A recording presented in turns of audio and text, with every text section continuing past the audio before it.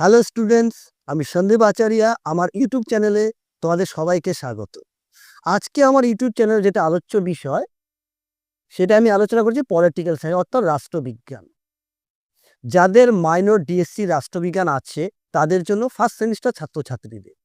তার আগে একটা ইনফরমেশন তোমাদেরকে দিয়ে দিই, তোমাদের কিন্তু সামনেই পরীক্ষা। আর এই সামনে পরীক্ষা আমার দেওয়া যে সাজেশন, তোমরা যদি এটা পুরোপুরিভাবে ফলো করো তোমরা কিন্তু খুব ভালো পরীক্ষা দিতে পারবে, মানে অল্প পরে ভালো পরীক্ষা।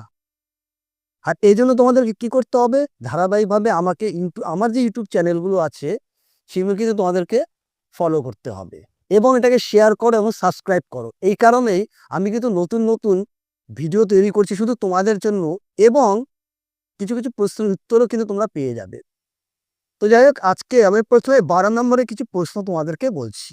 12 নম্বরে কি বলছি দেখো, 12 নম্বরের জন্য কয়টা করতে হবে এই ব্যাপারে কিন্তু বলে দিই। পলিটিক্যাল সায়েন্সে কিন্তু 12 নম্বরের প্রশ্ন থাকছে না, প্রশ্নের স্ট্রাকচারটা একটু বলে দিই। এখানে থাকছে 10 মার্কসের।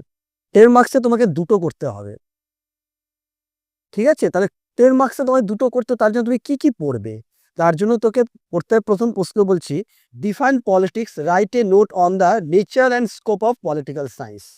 রাষ্ট্রবিজ্ঞান বলতে কি বোঝো? রাষ্ট্রবিজ্ঞানের প্রকৃতি এবং পরিধি আলোচনা করো, 1 নম্বর প্রশ্ন।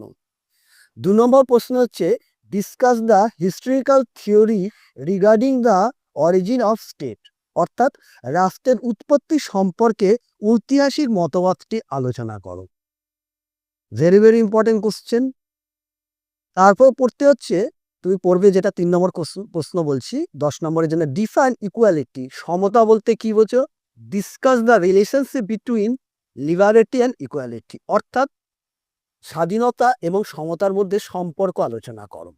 এরপরে 4 নম্বর প্রশ্ন তোমরা তৈরি করবে, discuss the liberal theory on the nature and the function of the state, অর্থাৎ রাষ্ট্রের প্রকৃতি এবং কার্যাবলী সম্পর্কে উদারনৈতিক তত্ত্বটি আলোচনা করো। Very very important question.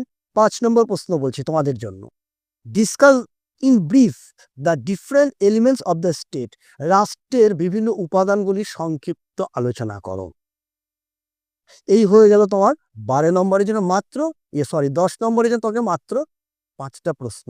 এই 5টা প্রশ্ন পড়লে তার থেকে তুমি দুটো প্রশ্ন কিন্তু তুমি উত্তর পেয়ে যাচ্ছে 10 নম্বর, অর্থাৎ 20 নম্বরে হয়ে গেল। এরপর আমরা আসবো 6 নম্বরের জন্য, 6 মার্কসে তোমাকে করতে হবে 3টি। 3 × 6 = 18, আর এদিকে দুটো 20, তোমার হয়ে গেল 38। তো কি পড়বে তোমার 6 মার্কসের জন্য?